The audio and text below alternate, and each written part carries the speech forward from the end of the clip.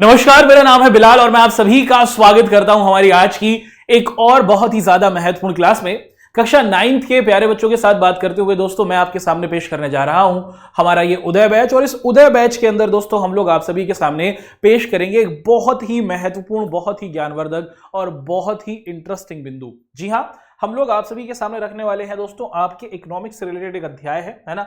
आप देखते हैं कि सामाजिक अध्ययन, ये जो हमारा आप देखते हैं कि सब्जेक्ट है, इसके अंतर्गत एक नए अध्याय को हम लोग क्या करने वाले हैं दोस्तों, आप सभी के समक्ष डिस्कस करेंगे। चैप्टर का नाम आप देख ही पा रही हैं, चैप्टर है हमारा खाद्य सुरक्षा। और बहुत बार आप देखते हैं कि आपके पेपर में इस चैप्टर से बहुत सारे बार सवालों को पूछा गया है। ठीक है, तो काफी इंटरेस्टिंग, काफी ज्ञानवर्धक, काफी महत्वपूर्ण हमारा यह अध्याय होगा। और आज होने वाला है ये हमारा लेक्चर 1। ये चैप्टर वैसे 2 लेक्चर्स के अंदर आप देखते हैं कि कंप्लीट कर दिया जाएगा। स्टार्ट करते हैं दोस्तों। बिंदुओं को बहुत अच्छे तरीके से हम लोग समझते चलते हैं और डिस्कशन करते हैं कि इस खाद्य सुरक्षा वाले चैप्टर के अंदर हम लोग आखिर किन किन बिंदुओं को समझने वाले हैं। ठीक है, स्टार्ट करते हैं। सबसे पहले हम लोग देखेंगे कि आखिर ये जो खाद्य सुरक्षा है, इसका मतलब या फिर इसका अर्थ क्या होता है, इसको हम लोग समझने की कोशिश करेंगे। फिर इसके बाद हम लोग ये समझेंगे कि आखिर हमें खाद्य सुरक्षा की जरूरत पड़ी क्यों, है ना। सबसे पहले इसके अर्थ को जानेंगे और फिर हमें इसकी जरूरत क्यों है, इसकी आवश्यकता क्यों है वो देखेंगे। अकाल से क्या मतलब होता है ये समझेंगे। खाद्य असुरक्षा से आप लोग क्या समझते हैं। हमारे प्यारे भारत के अंदर भूखमरी से पीड़ित होने वाले परिवारों का कितना प्रतिशत रहा है। भारत के अंदर बड़े स्तर पर आप देखते हैं कि अनाज की कमी हुआ करती थी। इस अनाज की कमी को पूरा करने के लिए हम देखते हैं कि हमारे देश में एक बहुत बड़ा बदलाव या फिर एक रेवोल्यूशन, एक क्रांति हुई जिसे हरित क्रांति कहा गया। इस क्रांति का क्या प्रभाव हुआ था वो देखेंगे। भारत के अंदर बफर स्टॉक एक क्या चीज होती है वो देखेंगे और जन वितरण प्रणाली से क्या तात्पर्य है इसको समझेंगे। आपके पेपर में आप देखते हैं कि मोटे तौर पर यहां से बहुत सारे सवालों को पूछा जाता है, इसीलिए हर एक बिंदु को हम लोग बहुत सकारात्मक तरीके से आपके सामने रखते चलेंगे। तो स्टार्ट करते हैं दोस्तों खाद्य सुरक्षा का हमारा ये लेक्चर नंबर 1 और स्टार्ट कर देते हैं किस बिंदु के साथ। सबसे पहले यही समझने की कोशिश करते हैं कि आखिर खाद्य सुरक्षा का अर्थ क्या होता है ना। सबसे पहले हम लोग क्या करते हैं दोस्तों, खाद्य सुरक्षा का अर्थ समझ लेते हैं। देखिए, सबसे पहले समझिए कि खाद्य का मतलब होता है क्या। देखिए, इसे हम लोग खाद्य कह रहे हैं दोस्तों, है ना। खाद्य का मतलब क्या होता है दोस्तों, खाद्य सुरक्षा का मतलब होता है कि खाना, है ना। खाने के लिए जितने भी आप देखते हैं कि हमारे अनाज होते हैं, चाहे आपका चावल हुआ, चाहे आपका गेहूं हुआ, चाहे आप देखते हैं कि आपका बाजरा हुआ, रोटी हुई, है ना, ये सभी हमारे खाद्य पदार्थ के तौर पर पुकारे जाते हैं। अच्छा, भारत के अंदर हम देखें कि भारत दुनिया का एक ऐसा बड़ा देश है जो आकार के हिसाब से आपको दिखता है कि 7वें नंबर पर आता है। जनसंख्या के हिसाब से वर्तमान समय में भारत नंबर 1 पर पहुंच गया है। तो इतनी बड़ी जनसंख्या वाले देश में, इतने बड़े आकार वाले देश के अंदर हर व्यक्ति तक खाना पहुंचाया जा सके, कि कोई व्यक्ति आपको दिखता है दोस्तों कि किसी प्रकार के अनाज से क्या ना हो सके, वो उससे आप देखते हैं कि उसको वो खाना ना मिले, है ना, कोई भूखा ना सोए। इसी को हम लोग खाद्य सुरक्षा के नाम से पुकारते हैं, है ना। कि खाद्य की सुरक्षा, खाने की सुरक्षा करना, कि जितने भी लोग हमारे देश के अंतर्गत रहते हैं उन सभी तक खाना उपलब्ध कराना, कि उन सभी तक खाना पहुंचना चाहिए। ऐसा ना हो कि हमारे देश के अंदर लोग भूखे सोएं, है ना। तो खाद्य सुरक्षा के अंतर्गत हम लोग देखते हैं कि दोस्तों कुछ नए हमें बिंदु देखने को मिलते हैं। सबसे पहले खाद्य सुरक्षा का मतलब होता है कि खाद्य की उपलब्धता, कि खाने की उपलब्धता हमें दिखनी चाहिए। हमारे देश के अंदर आप लोग देखते हैं दोस्तों जितना भी उत्पादन किया जाता है ना, उसके अंतर्गत हमारे देश में हम जितना भी अनाज उगाते हैं, हमारे देश में जितना भी अनाज उगाया जा रहा है, अब हम अगर इनको दूसरे देशों में क्या करते हैं दोस्तों, आपको दिखता है कि निर्यात करते हैं। 2 शब्द हैं यहां पर, कंफ्यूज मत होइएगा। आयात का मतलब क्या होता है दोस्तों, आयात का मतलब होता है अपने देश में किसी चीज को आने देना, अपने देश में किसी चीज को आने देना। और निर्यात का मतलब क्या होता है दोस्तों, निर्यात का मतलब होता है कि अपने देश से किसी चीज को बाहर भेजना। तो हमारे देश में जब अनाज पैदा होता है ना, तो जब हम इन्हें दूसरे देशों के साथ क्या करते हैं दोस्तों, भेज देते हैं। दूसरे देशों में हम इन्हें निर्यात कर देते हैं, भेज देते हैं, है ना। तो ऐसा ना हो कि हम दूसरे देशों के यहां तो अपने सामान को भेज रहे हैं, उनको वहां पर क्या कर रहे हैं दोस्तों, अपने अनाज को बेच रहे हैं, और हमारे देश के अंदर लोगों के पास खाना ना हो। तो खाद्य सुरक्षा के अंतर्गत सबसे पहले यह किया जाता है कि देश में जितना भी उत्पादन हम देखते हैं, हमारे देश में जितनी भी फसल उगाई जा रही है, जितना भी अनाज हमें मिलता है, हम उसको बाहर भी बेचेंगे और उसी के साथ साथ हमारे देश में सरकारी भंडार भी होंगे। सरकारी भंडार का मतलब सरकार के बड़े बड़े आप देखते हैं कि गोदाम होंगे और उन गोदामों के अंदर हम लोग खाने को सुरक्षित रखेंगे।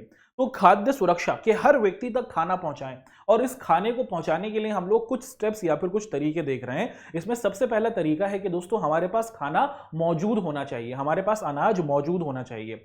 ऐसा ना हो कि हम बाहर देशों को अपना सामान भेजे जा रहे हैं, बेच रहे हैं और हमारे देश के अंदर जनता को खाना ना मिले। तो सरकारें हर प्रकार से ये कोशिश करती हैं कि देश के अंदर मौजूद जितना भी अनाज है वो बाहर भी बेचा जाए और देश के अंतर्गत भी बहुत अच्छी मात्रा में मौजूद रहे, ताकि देश के अंदर कोई खाने से आप देखते हैं कि महरूम ना रह जाए। महरूम का मतलब कि उनको खाना ना मिले, ऐसा ना हो।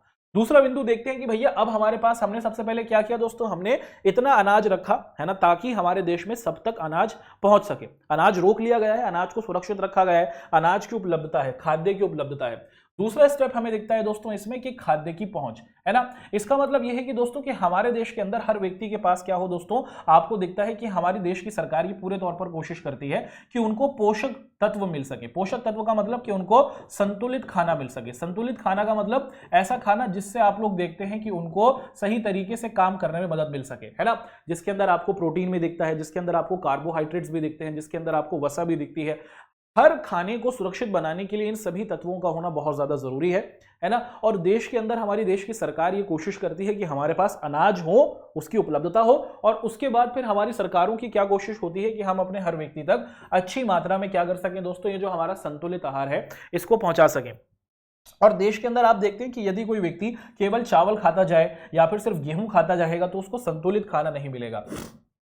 संतुलित आहार के अंदर दोस्तों हम लोग क्या देखते हैं, संतुलित आहार के अंदर हमें हर प्रकार की क्या मिलते हैं दोस्तों, चीजें देखने को मिलती हैं। उसके अंदर हमें प्रोटीन के भी तत्व दिखने चाहिए, उसके अंदर हमें विटामिन भी दिखना चाहिए, उसके अंदर आप लोग देखते हैं कि दोस्तों हमें वसा भी दिखना चाहिए, कार्बोहाइड्रेट्स भी दिखना चाहिए। तो हर एक चीज जब आपके खाने में मौजूद होगी तभी आपका खाना एक संतुलित खाना होगा, एक बैलेंस्ड डाइट होगा। और सरकारें ये कोशिश करती हैं कि लोगों को चावल भी मिलता रहे, गेहूं भी मिलती रहे, सब्जी, और आप देखते हैं कि हर एक प्रकार की चीज मिल सके, है ना। क्योंकि देश में हर व्यक्ति के लिए इतना, उनके लिए सामर्थ्य नहीं है, हर व्यक्ति इतना ज्यादा आप देखते हैं कि अमीर नहीं है कि वो हर एक चीज को देख सके। तो सरकार की ये जिम्मेदारी है कि वो हर व्यक्ति तक क्या कर सके दोस्तों, खाने को पहुंचाए।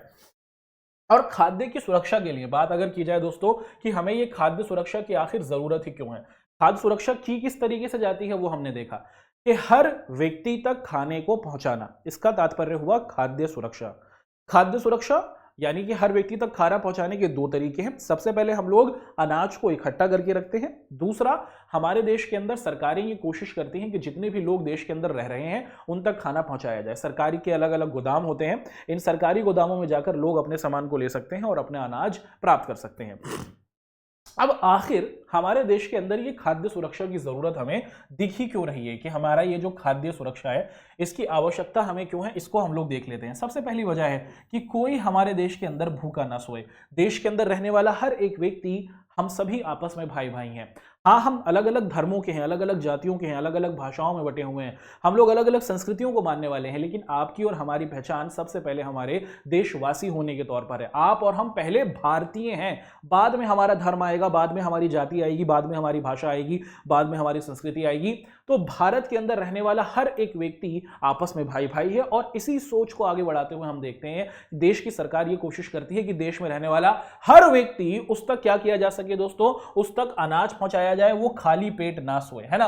और अगर आप देखें दोस्तों कि अगर हमारे देश के अंदर मान लीजिए कि कोई समस्या आ गई, कोई प्राकृतिक आपदा आ गई, प्राकृतिक आपदा का मतलब आप लोग देखते हैं कि कहीं पर बाढ़ आ गई, कहीं पर हम लोग देखते हैं कि कोई और समस्या हमें देखने को मिल गई, तो इस प्राकृतिक आपदा के अंदर आप लोग देखते हैं कि सरकारें क्या करती हैं दोस्तों, कि जो हमने अनाज को बचाया हुआ होता है ना, वो लोगों तक क्या करती है सरकार, प्रोवाइड करने की कोशिश करती है। याद कीजिए कोरोना का टाइम, जब कोरोना आ गया था, सारे कारखाने बंद थे, सारी फैक्ट्रियां बंद थी। उस सारी फैक्ट्रियां बंद होने के बाद, सारे कारखाने बंद हो जाने के बाद जो लोग थे उन तक खाना पहुंचाया जा रहा था। सरकारी स्कूलों में, सरकारी विभागों के अंदर लोगों को खाना बना बनाकर सरकार प्रोवाइड करा रही थी। तो ये अनाज कहां से आ रहा था, क्योंकि हमने अनाज को क्या किया था दोस्तों, पहले से ही सुरक्षित रखना। थोड़ा थोड़ा भाग हमारी सरकार रोकती रखती थी कि कब कोई प्राकृतिक आपदा आ जाए, कोई महामारी, कोई बीमारी आ जाए, तो उसमें देश के लोग भूखा ना सोएं। इसके लिए हम लोग क्या करते हैं दोस्तों, इसी के लिए हम लोग खाद्य सुरक्षा की कोशिश करते हैं। अगर देखा जाए दोस्तों कि भारत का जो इतिहास रहा है वो बड़ा ही विराट रूप में रहा है ना। भारत के इतिहास में हमें अलग अलग तरीके की लड़ाइयाँ देखने को मिलती हैं, अलग अलग तरीके की क्रांतियाँ और अलग अलग तरीके के आंदोलन देखने को मिलते हैं, लेकिन भारत के अंतर्गत हमें एक और चीज़ भी देखने को मिलती है, और वो क्या है दोस्तों, वो हम कहलाते हैं अकाल, है ना। हमारा प्यारा भारत देश दोस्तों, आप देखते हैं कि एक अकाल को भी देखने वाला देश रहा है। अकाल के अंतर्गत आप लोग क्या देखते हैं दोस्तों, कि लोग जो होते हैं वो खाने को तरस जाते हैं। बारिश रुक जाती है। बारिश के रुकने की वजह से अनाज पूरे तौर पर समाप्त हो जाते हैं, खेत खलिहान पूरे तौर पर चपटे हो जाते हैं, है ना। पूरी जगह पर आप लोग देखते हैं कि सपाट मैदान हो जाता है, खाने की कोई चीज मौजूद नहीं होती है, जानवर मरने लग जाते हैं और लोगों का हाल कुछ इस तरीके से हो जाता है। ये हमारे भारतवासी हैं आजादी से लगभग कुछ समय पहले, है ना, लगभग कितने समय पहले दोस्तों, साल 1993 में आजादी मिली है, साल 1947 में। और आजादी से लगभग आप लोग देखते हैं दोस्तों 2-3 साल पहले हमारे देश के अंदर बंगाल में अकाल आया था और ये इतिहास का सबसे भीषण अकाल माना गया। सर कितने लोग इसके अंदर अपने जीवन को खो बैठे थे? इसके अंदर लगभग दोस्तों लगभग 30 लाख लोगों ने अपने जीवन को खो दिया था। तो 30 लाख लोगों का मर जाना, है ना, और वो भी किस वजह से दोस्तों, कि खाना ना मौजूद होने की वजह से। क्योंकि भारत के नेताओं ने ये देखा था कि जब अगर खाना नहीं होगा तो इस तरीके की सिचुएशन आ सकती है, अकाल पड़ सकता है, कोई भी चीज खाने को नहीं मिलेगी, और अगर हम लोग सही इंतजाम करके नहीं रखेंगे। तो जब फसल पैदा हो थोड़ा थोड़ा हिस्सा जमा करते रहो कि अगर कभी भविष्य में बारिश ना हो, अकाल जैसी स्थिति पैदा ना होने दी जाए। इसीलिए सरकारें क्या करती हैं दोस्तों, आप देखते हैं कि अनाज को सुरक्षित रखती हैं। तो साल 1993 में हम देखते हैं कि बड़े स्तर पर लोग भूखे मरने लग गए थे, है ना, लोग भूखे मरने लग जाते हैं, पानी भी नहीं होता क्योंकि बारिश खत्म हो जाती है, तो लोग दूषित पानी पीते हैं, खाना ना होने से लाखों लाख लोग मर जाते हैं, इसी को अकाल कहा जाता है। और साल 1943 में भारत में यह अकाल आया था जिसमें 30 लाख के करीब लोगों ने अपने जीवन को खो दिया था। उसी के साथ साथ हम लोग देखें दोस्तों कि बहुत से लोगों का ये मानना रहा था कि ये जो खाने की कमी भारत के बंगाल इलाके के अंतर्गत हुई थी 1943 में, इसके अंतर्गत हम लोग देखते हैं कि दोस्तों इसके अंतर्गत सबसे बड़ी वजह यही रही थी कि वहां पर खाने की कमी थी, है ना। पहली वजह तो क्या थी दोस्तों, पहली वजह तो ये थी कि चलिए बारिश नहीं हो रही तो हम लोग फसल का उत्पादन नहीं कर रहे, है ना, फसल का उत्पादन नहीं कर रहे, है ना। चलिए बारिश नहीं हुई, बारिश नहीं होने से हम लोग फसल को नहीं उगा सके। दूसरी सबसे बड़ी वजह हमें ये देखने को मिलती है कि उस समय तक हमने किसी भी प्रकार का कोई खाद्य, आप देखते हैं कि सुरक्षा को नहीं किया था, हमने अनाज को बचाना उस समय तक जारी नहीं किया था। तो ये सबसे बड़ी गलती यहां पर देखने को मिलती है। जब भी आपके पास फसल पैदा हो देश के अंतर्गत, ये अनिवार्य है कि जो भी अनाज पैदा हो, मान लीजिए कि अगर 100 किलो अनाज पैदा हो रहा है तो 60-70 किलो अनाज लोगों में बांटा जाए, 30 किलो के करीब अनाज जो है वो सुरक्षित रखा जाए भविष्य के लिए, वरना आप देखते हैं कि ऐसे हालात देखने को मिलेंगे। और हम देखते हैं कि 1938 से 1945 के बीच में हम देखते हैं कि उत्पादन जो था दोस्तों हो रहा था, जितना उत्पादन होता था वो पूरा का पूरा उत्पादन खत्म कर दिया जाता, जितनी फसल पैदा हुई पूरी की पूरी फसल बाजारों में बेच दी गई, सुरक्षित करके नहीं रखा गया। और इसी वजह से हम देखते हैं कि बारिश भी नहीं हुई उस समय और अनाज भी हमारे पास पहले से जमा नहीं था, इसी वजह से ये अकाल और आप देखते हैं कि खतरनाक बन गया। ठीक है, अब दोस्तों यहां पर हम लोग कुछ और महत्वपूर्ण तरीकों को देखने की कोशिश करेंगे कि ये खाद्य असुरक्षा से क्या तात्पर्य होता है ना। खाद्य असुरक्षा से मतलब होता है कि अगर हम लोग अपने देश के अंतर्गत देखें, वो कौन लोग होंगे जिनके पास खाने की पूरी सुविधा नहीं होगी। अगर हम लोग अपने समाज के अंतर्गत देखते हैं दोस्तों, तो हम लोग पाते हैं वो लोग जो गरीब हैं हमारे देश के अंदर, वो लोग जिनके पास जमीनें नहीं हैं, जो पुराने काम करते हैं, जो पुराने तरीके से बहुत साधारण काम करते हैं, जो छोटे मोटे काम करते आ रहे हैं, है ना। आप देखते हैं कि दोस्तों जो बेसहारा लोग हैं, जो गरीब लोग हैं, जो सड़कों पर रहते हैं, आप देखते हैं कि दोस्तों ये सबसे ज्यादा आपको क्या दिखते हैं दोस्तों, ये सबसे ज्यादा हमें खाने के संदर्भ में असुरक्षित दिखते हैं। याद करो जब देश के अंदर दोस्तों कोरोना आया था, है ना, याद करो जब देश के अंदर हमें कोरोना आते हुए दिखा था, उस कोरोना काल के अंदर जो अमीर लोग थे शहरों में रहने वाले, वो तो आराम से अपने घरों में रह रहे थे। ऐसे ही गांव के अंदर जो बड़े बड़े जमींदार लोग थे वो भी अपने घरों में आराम से रह रहे थे। सबसे ज्यादा परेशान कौन हो रहा था, शहरों के अंदर जो आपको दिखता है कि दिहाड़ी मजदूर थे, जो साधारण काम करते थे, जो सुबह काम करते हैं, शाम को मजदूरी मिलती है तो उससे अपने जीवन को चलाते थे। जब उनके काम धंधे खत्म हो गए तो उनके लिए खाना प्रोवाइड कर पाना, अपने खाने को प्राप्त कर पाना बहुत ज्यादा मुश्किल हुआ। और यहाँ पर यही बात बताया जा रहा है कि शहरों के अंदर, शहरी इलाकों के अंतर्गत जो छोटे छोटे काम करने वाले लोग होते हैं दोस्तों, आपको दिखता है कि जब किसी प्रकार की कोई दुविधा आ जाती है, जो मौसम के आधार पर काम करते हैं, ये सबसे ज्यादा आपको दिखता है दोस्तों कि खाने से असुरक्षित होते हैं। अगर इनका काम छूट गया, कोई समस्या आ गई, तो अचानक ही आपको दिखता है कि इनके पास सबसे पहली समस्या आएगी कि अब खाएं कैसे, है ना। ये एक बहुत बड़ी समस्या आप देखते हैं कि हमारे गांव के अंतर्गत और शहरों के अंतर्गत जो गरीब समाज के लोग हैं उनके साथ रही है। वहीं अगर हम लोग दोस्तों भारत के अंतर्गत हमारी जातीय बनावटों को देखें, है ना, भारत एक ऐसा समाज रहा है जहां पर भिन्न भिन्न जातियां हमें देखने को मिलती हैं। और भारत के अंदर हमारी ये जो अनुसूचित जाति होती है, अनुसूचित जाति का मतलब दोस्तों कि वो लोग जो समाज में पिछड़ी जाति के माने जाते हैं। वास्तविकता में हम सब सेम है ना, देश के अंतर्गत कोई आगे कोई पीछे नहीं है, देश का कानून सबको समान मानता है। लेकिन हजारों सालों से हम देखते आ रहे हैं कि कुछ लोगों के साथ बहुत शोषण होता रहा और वो विकास की धारा में बहुत पीछे रह गए। बाकी सब लोग तो बहुत आगे निकल गए, ये जो हमारे दोस्त थे, ये जो हमारे भाई थे, ये काफ़ी पीछे रह गए। इन्हीं को हम लोग अनुसूचित जाति या फिर दलित भाइयों के तौर पर पुकारते हैं। और उसी के साथ साथ अनुसूचित जनजाति, वो हमारे भाई जो आपको आदिवासी दिखते हैं। कहाँ दिखते हैं दोस्तों? जो गाँव, जो जंगलों के अंतर्गत रहते हैं, तो जंगलों के अंदर रहने वाले लोग हुए, या फिर आपको दिखता है दोस्तों हमारी दलित जाति से आने वाले जो लोग हुए, इनके पास ज़्यादा कोई संसाधन नहीं होते हैं। ये अब भी आपको क्या दिखते हैं दोस्तों? भूमिहीन दिखते हैं, ज़मीन इनके पास है नहीं। और समाज में अगर हम लोग देखें दोस्तों कि खाद्य सुरक्षा में जो सबसे बड़ा खतरा रहता है ना, वो इन लोगों को या फिर इन समुदाय से आने वाले लोगों को ही देखने को मिलता है ना। क्योंकि इनको काम दोस्तों आप देखते हैं कि बहुत साधारण ये लोग काम करते हैं। काम की वजह से इनको एक जगह से दूसरी जगह पर घूमना फिरना पड़ता है। ये गांव से शहरों की तरफ आते हैं, और शहरों में जब काम मिलता है तो भैया ये अपने अनाज को प्राप्त कर पाते हैं, और अगर काम नहीं मिलता तो दोस्तों इनके पास अनाज नहीं होता। तो पूरे समाज के अंतर्गत अगर हम लोग देखें, हमारी जो जातियां रही हैं, उन जातियों में हम देख पा रहे हैं दोस्तों कि हमारी अनुसूचित जाति, हमारे आपको दिखता है कि आदिवासी भाई, और हमारे जो दलित भाई हैं, इनके ऊपर सबसे ज़्यादा आप देखते हैं कि अपने आप को पेट भरने की जो आप देखते हैं कि लड़ाई होती है, इनको बहुत ज़्यादा इसको फेस करना पड़ता है। वो सबसे ज़्यादा असुरक्षित होते हैं खाद्य के संदर्भ में।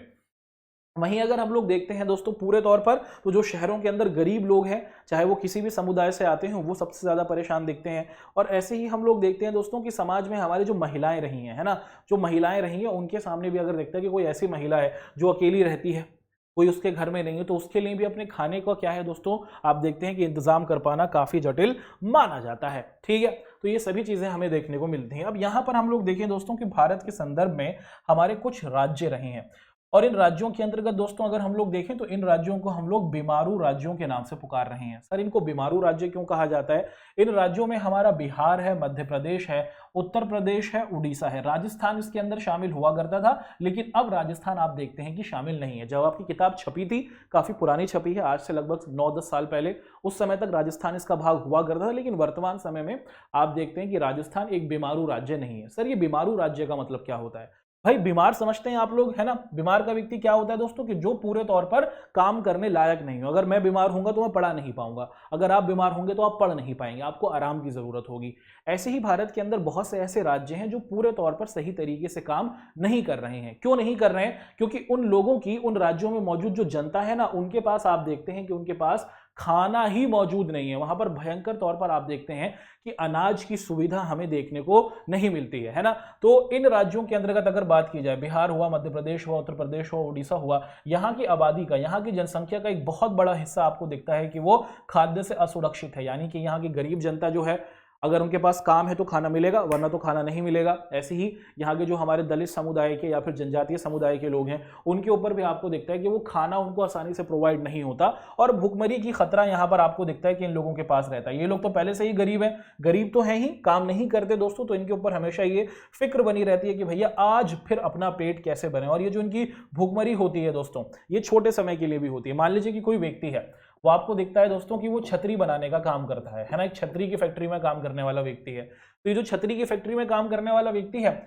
इसको कब कब काम मिलेगा दोस्तों? आप देखते हैं कि इसको कब कब काम मिलेगा। इसको काम मिलेगा बारिश के समय में, और उसी के साथ साथ आप देखते हैं कि इसको काम मिलेगा जब गर्मी आ जाएगी, क्योंकि गर्मी में ही और बारिश के समय में ही छतरी खरीदी जाती है। अब जो सर्दी का मौसम आ जाएगा तो उस समय इसको काम नहीं मिलेगा। काम नहीं मिलेगा तो आप देखते हैं कि ये भुखमरी की तरफ जाएगा, इसको अनाज नहीं मिल पाएगा, ये अपने खाने का इंतजाम नहीं कर पाएगा, है ना। और जब कोई व्यक्ति बहुत लंबे समय तक अपने खाने का इंतजाम नहीं कर पाता, तो उसे हम लोग क्या कहते हैं दोस्तों? उसे हम लोग भूखमरी कहते हैं, दीर्घकालिक भूखमरी कहते हैं, बहुत लंबे समय तक। भूखमरी का मतलब भूखा मरना, कि आपको खाना नहीं मिल पा रहा है, आपके पास खाने को ही कुछ नहीं है, इसी को हम लोग भूखमरी के नाम से पुकारते हैं। तो भारत के ये राज्य हमें बड़े स्तर पर क्या दिखते हैं दोस्तों? भूखमरी से ग्रसित दिखते हैं। ठीक है, तो जब बहुत कम आप देखते हैं कि दोस्तों कि जब लोग बहुत कम कमाते हैं, है ना, जैसे लोग क्या करते हैं दोस्तों, काम कर रहे हैं लेकिन उनकी जो सैलरी है वो बहुत कम दिखती है, और अधिकतर समय वो भुखमरी के ही शिकार रहते हैं, तो इसको हम लोग दीर्घकालिक भुखमरी के तौर पर देखते हैं। क्योंकि कोई व्यक्ति कमाता है और उसकी सैलरी आप देखते हैं कि दोस्तों 3,000 रुपये महीना है, मान लीजिए। आज के समय में 3,000 रुपये में कौन सर्वाइव कर सकता है? इतनी कम सैलरी है ना। अगर देखा जाए, भारत में बहुत से ऐसे लोग हैं जो इतने ही कमाते हुए हमें दिख जाते हैं। तो अगर वो इतना भी नहीं कमाएगा दोस्तों, उसका काम धंधा छिन जाएगा, तो आपको दिखता है तो फिर उसके ऊपर भुखमरी की समस्या बनती हुई दिख जाएगी। तो हमें भूखमरी भी दिखती है दोस्तों कि अगर आप बहुत कम कमा रहे हैं तो आपके पास दिखता है कि आपके पास अनाज की सुविधा नहीं हो पाएगी। अच्छा, उसी के साथ साथ हम लोग देखते हैं कि दोस्तों हमें मौसमी भुखमरी भी देखने को मिलती है। मौसमी भुखमरी का मतलब क्या हुआ दोस्तों? मौसमी भुखमरी का मतलब है कि आप मौसम के अनुरूप कि जब जब आपको काम मिलता है तो आपका पेट भरा रहता है, आपके पास भुखमरी नहीं होती है, और जब आपको काम नहीं मिलता है तो आपको दिखता है कि तब आपके सामने समस्या आती है ना। देखिए, कोई भी व्यक्ति भूखा क्यों रहेगा? अगर उसके पास काम होगा तो वो आराम से बाजार से जाकर अनाज खरीद सकता है। अगर काम नहीं होगा दोस्तों तभी तो वो भूखा मरेगा ना, तभी तो भूखमरी आएगी। तो इसी को हम लोग मौसमी भुखमरी कहते हैं कि अगर कोई व्यक्ति मौसम के अनुरूप काम करता है, जैसे छतरी बनाने वाला काम मौसम के अनुरूप हुआ, जैसे खेतों में काम करना कि जब जब फसल को बोया जाएगा, जब जब फसल की कटाई होगी तब काम होगा मजदूरों के पास। अब जब फसल उगने लगी है उस समय तक तो कोई काम नहीं है, तो उस समय अवधि में हम देखते हैं कि हमारे मजदूरों के सामने भी भुखमरी की समस्या आ सकती है ना। तो इसी को हम लोग क्या करते हैं दोस्तों, इसी को हम लोग भुखमरी के नाम से पुकार रहे हैं। तो शहरी इलाकों में भी हमें दिख जाता है कि जब लोग कुछ ऐसे काम करते हैं जो मौसम के अनुरूप होते हैं, जब जब उनके पास काम होता है तब उनका पेट भरता है, काम ना होने की वजह से आप देखते हैं कि दोस्तों वो भी भुखमरी के कगार पर हमें आते हुए दिखते हैं। अब यहां पर हमारे सामने आप देखते हैं कि दोस्तों कुछ आंकड़े प्रदर्शित किए गए हैं। इन आंकड़ों को एक एक कर हम लोग क्या करते हैं दोस्तों, समझने की कोशिश करते हैं ताकि कोई भी बिंदु हमारे समक्ष बिल्कुल भी कंफ्यूजन वाला नहीं रहे। ठीक है, स्टार्ट करते हैं दोस्तों। आप देखते हैं कि भारत के अंदर भुखमरी से पीड़ित परिवारों का प्रतिशत क्या है, इसको हम लोग यहां पर समझने की कोशिश कर रहे हैं। और अलग अलग साल दिए गए हैं हमारे सामने, उसी के साथ मौसमी भुखमरी है ना, मौसम के रूप। मौसम का रूप मतलब कि भैया कोई व्यक्ति है जिसके पास 3 महीने काम रहा तो वो खाना खा लेता है, 3 महीने उसके पास काम नहीं रहता तो उसके सामने फिर भूखमरी की समस्या रहती है, तो उसको हम लोग मौसमी भुखमरी कह रहे हैं। दीर्घकालिक भुखमरी का मतलब है कि कोई व्यक्ति कमाता है लेकिन उसका वेतन बहुत कम है ना, या फिर उसके पास काम है ही नहीं, तो उसको हम लोग दीर्घकालिक भुखमरी के नाम से पुकारते हैं। तो भारत में अगर हम लोग अपने ग्रामीण क्षेत्रों की बात करें 1983 में, तो लगभग 16.2% लोग मौसमी भुखमरी से परेशान थे और 2.3% लोग दीर्घकालिक भुखमरी से परेशान थे। लगभग 18.5% लोग 1983 में आपको भुखमरी के कगार पर दिख रहे हैं। बहुत बड़ा नंबर है दोस्तों ये।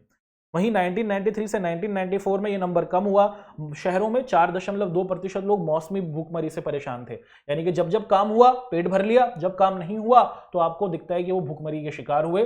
और शहरों में फिर आप देखते हैं कि ये दीर्घकालिक भूखमरी बहुत कम हुई कि कोई व्यक्ति खाना प्रोवाइड ही नहीं कर पा रहा, वो दर दर भटक रहा है, लोगों से खाने की गुजारिश कर रहा है। ये शहरों में धीरे धीरे हमें कम होता हुआ दिखा। साल 1999 में भी आप देखते हैं कि मौसमी भूखमरी कम हुई गाँव में, और उसी के साथ साथ हम देखते हैं कि हमारी दीर्घकालिक भूखमरी भी कम हुई।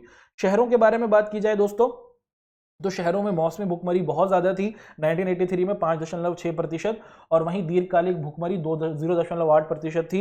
1993 में ये बहुत कम हुई 1.1%, और दीर्घकालिक भुखमरी शहरों में 0.5% कम हुई। और 2000 तक आते आते हमारी जो भुखमरी थी जो शहरों में थी मौसमी भुखमरी, वो 0.6% रही और दीर्घकालिक मात्र 0.3% रही। तो भारत के अंदर अगर हम लोग आज से 40 साल का या फिर 35 साल पीछे के भारत को देखते हैं, उस समय तक शहरों में भी आप देखते हैं, गांव के अंदर भी बहुत ज्यादा भुखमरी थी और शहरों के अंदर भी बहुत ज्यादा भुखमरी थी। लेकिन अगर हम लोग दोस्तों आज से लगभग 20 साल पहले की बात करें तो उस समय तक आते आते हमारी भुखमरी का स्तर कम हुआ, और वर्तमान में तो हमारे देश में आप देखते हैं कि दोस्तों ये जो भुखमरी का प्रतिशत है ये हमें नीचे जाता हुआ दिख रहा है। लोगों तक आप देखते हैं कि सरकारें खाना पहुंचा पा रही हैं और लोगों को आप देखते हैं कि भूखा रहने की समस्या नहीं उठ रही है। तो आखिर हमारी सरकार लोगों तक खाना प्रोवाइड कैसे करा पा रही है, क्या तरीके हमारे देश के अंदर अपनाए गए जिसकी मदद से हमारे देश में लोगों के समक्ष अनाज की सुविधा प्रोवाइड रही है ना, लोगों तक अनाज मिलता रहा, इसको हम लोग यहां पर डिस्कस करने की कोशिश कर रहे हैं। हम देखते हैं कि दोस्तों हमारा जो प्यारा भारत था, जब हमारा प्यारा भारत आज़ाद हुआ था ना दोस्तों, हम देखते हैं कि साल 1947 में हमारे प्यारे भारत को आज़ादी प्राप्त हुई, और साल 1947 में आज़ादी के बाद हमारा देश तेज़ी से धीरे धीरे आगे बढ़ने की कोशिश करता रहा। लेकिन समस्या ये थी कि हमारे देश में ना जनसंख्या बहुत ज़्यादा थी, लोग बहुत ज़्यादा थे, और जितना अनाज हम लोग पैदा करते थे ना दोस्तों, वो हमारे देश के लोगों के लिए पूरा नहीं था। अनाज बहुत कम पैदा कर पा रहे थे, जनसंख्या बहुत ज़्यादा थी, और इसीलिए भारत के अंदर आप देखते हैं कि क्या होता था दोस्तों, अमेरिका से, यूएसए से आप देखते हैं कि बड़े बड़े पानी के जहाज आते थे, वो भारत में अनाज को देते थे और भारत के लोग फिर यूएसए अमेरिका से आने वाले अनाज से अपना पेट भरते थे। बहुत शर्म वाली बात थी ये भारत के लिए कि भारत की सरकार, भारत के किसान अपने ही देश के लोगों का पेट नहीं भर पा रहे, और इस वजह से भारत आपको दिखता है दोस्तों कि एक आप देखते हैं कि आत्मनिर्भर देश नहीं था। लेकिन साल 1970 के दशक तक आते आते भारत के अंदर आप देखते हैं कि एक नया आइडिया प्रस्तुत किया जाता है, और इस आइडिया में आप देखते हैं कि एक व्यक्ति हैं जिनका नाम है MS स्वामीनाथन, है ना। आप देखते हैं दोस्तों स्वामीनाथन, नाथन, ये जो हमारे MS स्वामीनाथन जी हैं, ये क्या करते हैं दोस्तों, आपको दिखता है कि सरकार के सामने एक आइडिया देते हैं कि अब बहुत हुआ, हमारे देश के अंदर ये जो हमारे किसान बहुत पीछे रह गए, इनको बदलने की जरूरत होगी। और आप देखते हैं कि देश में एक नया बदलाव शुरू किया जाता है जिसे हम लोग हरित क्रांति कहते हैं। इस हरित क्रांति के अंतर्गत ये कहा जाता है कि हमारे किसान अच्छे प्रकार के ट्रकों का यूज करेंगे, अच्छी प्रकार की खाद का यूज करेंगे, अच्छे प्रकार के बीजों का प्रयोग करेंगे। तो जब अच्छे बीज का प्रयोग किया, अच्छी खाद का प्रयोग किया, अच्छे ट्रैक्टरों का प्रयोग किया, तो देश के अंदर आप देखते हैं कि जो उत्पादन था वो बहुत तेजी से हमें बढ़ता हुआ दिखा।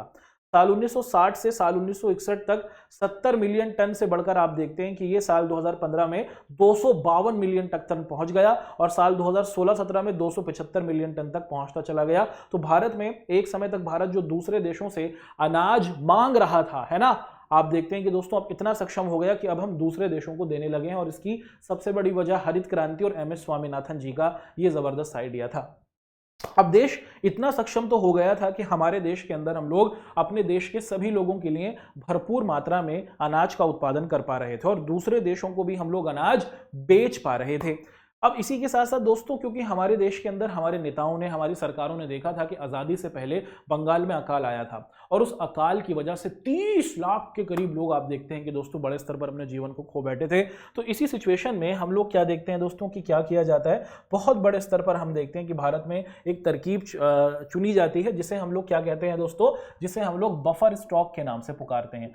बफर स्टॉक का मतलब क्या होता है दोस्तों, बफर स्टॉक का मतलब होता है बेसिकली जमा करके रखना, है ना। जैसे आपके घर में भी होता होगा कि जब आपके पापा कहीं पर काम करते होंगे, कोई बिजनेस करते होंगे, मान लीजिए कि अगर महीने में 1 लाख रुपया वो कमा रहे हैं, तो मम्मी कहेंगी कि अरे सुनिए ना, इतना सारा पैसा आया है, सारा पैसा खर्च नहीं करेंगे, क्या करेंगे, हम 40-50 हज़ार रुपये खर्च कर लेंगे, है ना, महीने के खर्चे के लिए, आपकी ट्यूशन फीस के लिए, दीदी की पढ़ाई के लिए, भैया की शादी के लिए, और 50,000 रुपये भविष्य के लिए संभाल के रखेंगे। जैसे घरों में माताएं करती हैं, दादियां करती हैं, नानियां करती हैं, पिताजी भी करते हैं, है ना, कि कुछ पैसा सुरक्षित रखा जाता है भविष्य के लिए, कभी कोई जरूरत पड़ गई तो उस समय हम लोग उसका इस्तेमाल करेंगे। ऐसे ही दोस्तों अगर हम लोग देखें तो खाने को लेकर भी क्या किया जाता है, जमा किया जाता है खाने को, इसको हम लोग बफर स्टॉक के नाम से पुकारते हैं। और भारत में इस खाने को जमा करने की जिम्मेदारी जैसे घर में अधिकतर मम्मियां करती हैं, ऐसे ही भारत में अनाज को जमा करने की जिम्मेदारी एक संगठन को दी गई है, एक संस्था को दी गई, एक सरकारी ऑफिस है जिसका नाम है भारतीय खाद्य निगम, food corporation of India, FCI इसे कहा जाता है। ये जो हमारा FCI है, ये देश के अंदर गेहूं और चावल को क्या करता है दोस्तों, जमा करता रहता है। भारत में सरकारी गोदाम है और इन सरकारी गोदामों के अंदर आप लोग देखते हैं कि हमारे FCI के लोग क्या करते हैं दोस्तों, हमारा चावल हुआ और गेहूं हुआ इसको जमा करते रहते हैं। और मुख्य तौर पर आपको देखते हैं कि इस बफर स्टॉक को क्या किया जाता है दोस्तों, सुरक्षित रखा जाता है भविष्य के लिए, ठीक है, कि अगर कभी जरूरत पड़ गई ना तो हम लोग क्या कर सकते हैं दोस्तों, इस बफर स्टॉक के ही अनाज को हम प्रयोग में लाएंगे। उसी के साथ साथ यहां पर अनाज को जमा तो करते रहते हैं। अब जो अनाज यहां पर रखा जाता है ना बफर स्टॉक में, उसी के तहत हम लोग क्या करते हैं दोस्तों, उसी के तहत हमारी जो ये सरकारें हैं ये क्या करती हैं दोस्तों, बफर स्टॉक में हमने जो अनाज जमा किया, इस अनाज को अब क्या किया जाता है दोस्तों, जो देश के गरीब लोग हैं उनको सस्ती दरों पर ये अनाज प्रोवाइड किया जाता है। देश की सरकार क्या करती है, देश में आपको दिखता है दोस्तों, हमारे यहाँ पर आप देखते हैं कि हमारे यहाँ पर गरीबी रेखा है। गरीबी रेखा का मतलब क्या है, इसको हम लोग यहाँ पर समझने की कोशिश करते हैं। हमारे देश में कौन गरीब होगा या फिर कौन अमीर होगा, इसको लेकर एक मापदंड हमें देखने को मिलता है। देश की सरकार ये कहती है कि अगर कोई व्यक्ति गांव में रहता है और गांव में रहते हुए आपको दिखता है कि वो अगर 2400 कैलोरी को प्राप्त कर पा रहा है और शहर में रहते हुए अगर वो 2100 कैलोरी को प्राप्त करता है, खाने से हमें कैलोरी मिलती है, तो सरकार ने ये बताया है कि अगर आप गांव में रहते हुए 2400 कैलोरी प्राप्त कर रहे हैं, शहर में रहते हुए 2100 कैलोरी प्राप्त कर पा रहे हैं या फिर इससे कम प्राप्त कर पा रहे हैं, तो आप गरीब हैं। और ऐसे लोगों को हमारी देश की सरकार क्या करती है दोस्तों, राशन कार्ड देती है, अनाज प्रोवाइड करने के लिए राशन कार्ड देती है ना। इनको क्या कहा जाता है दोस्तों, राशन कार्ड दिया जाता है। तो देश में बफर स्टॉक है। हमारे देश की जो FCI है, फूड कॉर्पोरेशन ऑफ इंडिया, सरकारी गोदामों के अंदर चावल अनाज को जमा करके रख लेती है। चावल अनाज को जमा कर लिया, अब जमा करते करते थोड़ी जाना है, इसको लोगों में भी बांटना होता है ना, भविष्य के लिए भी सुरक्षित रखते रहते हैं और जो लोग हैं, देश की गरीब जनता है, उन तक भी तो पहुंचाना है। तो आपको दिखता है कि देश के अंदर जो गरीबी रेखा से कम लोग होते हैं उन तक सरकार क्या करती है, राशन कार्ड की मदद से उन तक क्या करती है दोस्तों, मुख्य तौर पर अनाज को प्रोवाइड कराती है, ठीक है। और इसी को हम लोग क्या कहते हैं दोस्तों, कि जब हम लोग राशन कार्ड की मदद से लोगों तक अनाज प्रोवाइड कराते हैं तो इसी को हम लोग जन वितरण प्रणाली के नाम से पुकारते हैं। राशन कार्ड हमारे देश में हर गरीब व्यक्ति को दिया जाता है और इस राशन कार्ड की मदद से आप लोग अनाज को प्रोवाइड कर सकते हैं। और इसी को हम लोग जन वितरण प्रणाली के नाम से पुकारते हैं। तो भारत में लाखों आप देखते हैं कि सरकारी दुकान है। अगर आप सिंपल बाजार में लेने जाएंगे चावल मिलेंगे 40 रुपए किलो, 50 रुपए किलो, सरकारी दुकान में 2 रुपए किलो मिलता है। वहीं अगर आप गेहूं लेने जाएंगे बाजार में जाएंगे तो वहां पर 10-12 रुपए किलो मिलेगा। सिंपल दुकान में आपको 10-12 रुपए किलो मिलता है, सरकारी दुकान में आपको 2 रुपए 1 रुपए किलो मिल जाता है। तो सरकार सस्ती दरों पर भारत के इन गरीब लोगों को ये अनाज देती है ताकि ये लोग क्या कर सके दोस्तों, ये लोग भूखे ना रहें और आप आसानी से क्या कर सकते हैं, इन खाद्यान्न का प्रयोग कर सकते हैं। चीनी मिलती है, चावल मिलता है, मिट्टी का तेल भी आप देखते हैं कि दोस्तों बहुत सस्ती कीमतों पर सरकार के द्वारा दिया जाता है। और यदि कोई परिवार राशन की दुकान से क्या है दोस्तों सामान खरीदना चाहता है तो उनको इस राशन के लिए इस सामान के लिए राशन कार्ड बनाना होता है। ठीक है। अच्छा दोस्तों, ये जो हमारी जन वितरण प्रणाली है आमतौर पर हम देखते हैं कि राशन कार्ड आपको क्या दिखता है दोस्तों, एक परिवार में अगर राशन कार्ड बना है तो एक परिवार को 35 किलो अनाज मिलेगा और उनको 5 लीटर मिट्टी का तेल मिलेगा और 5 किलो आप देखते हैं कि चीनी प्रोवाइड की जाती है। और सरकारी जो दुकान होती है ना, वहां पर आप देखते हैं कि जो उनकी कीमत होगी, हर राज्य में आप देखते हैं कि अनाज की जो कीमत होती है वो वहां की राज्य सरकारों के द्वारा तय की जाती है। ठीक है। और ये सब इसीलिए किया जाता है कि भारत में, हमारे देश के अंदर अब कोई व्यक्ति अकाल जैसी स्थिति में ना रहे, देश के अंदर भूखमरी ना रहे, देश के अंदर कोई भी हमारा भारतीय भाई भूखा ना रहे। इसी के लिए हम देखते हैं कि देश में हमने इस जन वितरण प्रणाली को बफर स्टॉक करते हैं, जमा करके रखते हैं और इसके जरिए भी चीजों को सुरक्षित रखा जाता है। अब इसी के साथ साथ हम देखते हैं कि साल 1970 के दशक के बाद भारत में क्या हुआ दोस्तों, कुछ और तरीके भी अपनाए गए। हमने जन वितरण प्रणाली को तो किया, राशन कार्ड बना दिए और सब तक हमने अनाज प्रोवाइड करना शुरू किया। उसी के साथ साथ देश के अंदर एकीकृत बाल विकास सेवाएं, कि भारत में बच्चों के लिए भी हमारे देश की सरकार क्या करती है दोस्तों, उनको भी खाने पीने के सामान प्रोवाइड कराती है। तीसरा है दोस्तों काम के बदले अनाज, की सरकार आपसे काम करवाएगी कि हमारे लिए सड़कें बनवाओ, हमारे लिए सड़क बनाओ, हमारे लिए कोई और काम करो, तो उसके जरिए भी सरकार क्या करती है दोस्तों, लोगों तक अनाज पहुंचाती है। तो पहला है जन वितरण प्रणाली, इसमें इसके तहत जो हमारे देश में गरीब लोग हैं उनको सस्ती दरों पर अनाज दिया जाता है। दूसरा है एकीकृत बाल विकास, इसके मतलब कि जो गरीब लोग हैं, जो गरीब बच्चे हैं, उनको संतुलित खाना मिल सके, इसके उद्देश्य से सरकार क्या करती है, आंगनवाड़ियों को खोलती है और इन आंगनवाड़ियों में बच्चों को खाना खिलाया जाता है। तीसरा होता है कि जो गरीब लोग हैं और मगर वो आपको दिखता है कि वयस्क हैं, अडल्ट हैं, है ना, तो गरीब लोगों को अगर काम प्रोवाइड सरकार कराती है और उनको काम के बदले सरकार कहती है कि भैया अब आपको अनाज मिल जाएगा, और उस अनाज को वो आसानी से क्या करते हैं दोस्तों, अपनी भूख को मिटाने के लिए प्रयोग में ला सकते हैं। तो भारत में आप देखते हैं कि दोस्तों ये 3 बड़े काम आप देखते हैं कि प्रयोग में लाए जा रहे हैं, जिसके जरिए बड़े स्तर पर चीजें हमें बदलते हुए दिख रही हैं। इसके अलावा हम लोग देखें दोस्तों, समय समय पर हमारे देश की सरकार गरीबी को हटाने का कोशिश करती रहती है। देखिए, कोई भी व्यक्ति भूखा क्यों रहता है, क्योंकि वो गरीब है। अगर गरीबी ही नहीं रहेगी, अगर उसके पास काम होगा तो वो भूखा ही नहीं रहेगा, और भूखा नहीं रहेगा तो फिर देश के अंदर हमें कोई अकाल जैसी सुविधा नहीं दिखेगी, है ना, दुविधा नहीं दिखेगी। तो सरकार गरीबी को हटाने के लिए अलग अलग तरीके के कार्यक्रमों को आपको दिखता है कि चालू करती रहती है। उसी के साथ साथ सरकारी स्कूलों में मिड डे मील भी दिया जाता है ताकि कोई बच्चा असंतुलित खाना नहीं खाए, वो संतुलित खाना खाए, उनको पोषक वाला खाना मिलता रहे, बच्चों को ताज़ा खाना हमारे देश की सरकारों के द्वारा दिया जाता रहा है। ठीक है। तो यहाँ तक तो दोस्तों हमने आप सभी के साथ ये जो हमारा पहला लेक्चर रहा था खाद्य सुरक्षा से रिलेटेड, उसको डिस्कस किया। उम्मीद करते हैं इससे संबंधित सभी बातें आपको बहुत सरलतम तरीके से समझ में आई होंगी। आगे बढ़ते हैं दोस्तों, यहाँ पर हम लोग इस चैप्टर से संबंधित जो हमारे अब MCQ वाले क्वेश्चंस होंगे उनको डिस्कस करते हैं। पहला सवाल है कि मौसमी भूख किस क्षेत्र में हमें देखने को मिलती है, कि मौसम के अनुरूप जो लोग हैं वो हमें कहाँ पर अधिक देखने को मिल जाते हैं, है ना, कि कुछ समय के लिए काम है फिर कुछ समय के लिए काम नहीं है। तो अधिकतर ये हमें ग्रामीण क्षेत्रों के अंतर्गत देखने को मिलता है कि गांव के अंदर जब फसल उगाई जाती है, फसल को बो दिया उस समय तक काम है, फसल काटी जाएगी तब काम मिलेगा, जब फसल उग रही है तब लोगों को काम नहीं मिलता। तो ये जो मौसमी भूख होती है ये हमें अधिकतर हमारे ग्रामीण क्षेत्रों में देखने को मिलती है। खाद्य असुरक्षित वर्ग कौन सा है? खाद्य असुरक्षित वर्ग का मतलब जिनको खाने की आप देखते हैं कि सुविधा नहीं हो पाएगी, जो भूमिहीन किसान है ना, उनके सामने खाने को प्रोवाइड करना बहुत मुश्किल होगा। जो साधारण काम करते हैं, छोटे मोटे काम करते हैं, जो भिखारी लोग हैं हमारे, आपको दिखता है उनके सामने आप देखते हैं कि दोस्तों कहीं ना कहीं अपने जीवन को चलाने के लिए पेट भरने की दुविधा यहाँ पर हमें दिख जाती है। अगला सवाल है, पूछा जा रहा है कि हाँ ये सवाल तो अभी हमने देखा। अगला है कि निर्गम मूल्य का अर्थ क्या होता है दोस्तों? निर्गम मूल्य का मतलब है कि खाद्यान्नों का बाजार कीमत से सरकार क्या करती है दोस्तों, सरकारी दुकानों में निर्गम कीमत पर, निर्गम कीमत का मतलब क्या है दोस्तों कि जितना बाजारों में अनाज की कीमत है उससे बहुत कम आप देखते हैं कि दोस्तों सरकार सामान को बेचती है ना, इसी को हम लोग निर्गम कीमत के नाम से पुकारते हैं। अगला है कि भारत में खाद्य सुरक्षा के 2 घटक कौन से हैं। भारत में खाद्य सुरक्षा को करने के लिए क्या तरीका है। सबसे पहले हम लोग अनाज को क्या करते हैं दोस्तों, जमा करते हैं, बफर स्टॉक करके रखते हैं, और उसके बाद जमा करने के बाद हम उसकी सार्वजनिक वितरण प्रणाली या फिर राशन कार्ड की मदद से लोगों तक बांटते हैं। ए और बी दोनों ही हमारा बिल्कुल सही ऑप्शन है। ऑप्शन सी हमारा बिल्कुल एक सही ऑप्शन आप देखते हैं कि बनता है। अगला सवाल है कि हरित क्रांति की शुरुआत निम्नलिखित में से कब हुई। हरित क्रांति भारत के अंदर आप देखते हैं कि अच्छे बीजों का प्रयोग किया जाएगा, उसी के साथ हम लोग क्या करेंगे दोस्तों, अच्छी खाद का प्रयोग करेंगे, उसी के साथ आप देखते हैं कि दोस्तों अच्छी मशीनों का प्रयोग करेंगे, और उसके जरिए हम लोग गेहूं चावल को अधिक से अधिक उत्पादित करेंगे। वो साल 1970 में हमें शुरू होते हुए दिखती है। और कुछ इस तरीके से दोस्तों हमने अपना ये जो लेक्चर नंबर 1 था खाद्य सुरक्षा का, ये आप सभी के सामने किया, और बहुत अच्छे तरीके से सभी बच्चों ने बहुत सरलतम तरीके से इसको समझा। आशा है कि दोस्तों आप सभी को ये जो हमारा लेक्चर नंबर 1 है खाद्य सुरक्षा वाला वो समझ में आया होगा। अब आपसे मुलाकात करेंगे इस चैप्टर के लेक्चर नंबर 2 में, जहां और बेहतरीन तरीके से इस चैप्टर की पूरी कहानी को समझ लेंगे। आपका हमारे साथ जुड़ने के लिए बहुत बहुत शुक्रिया, धन्यवाद।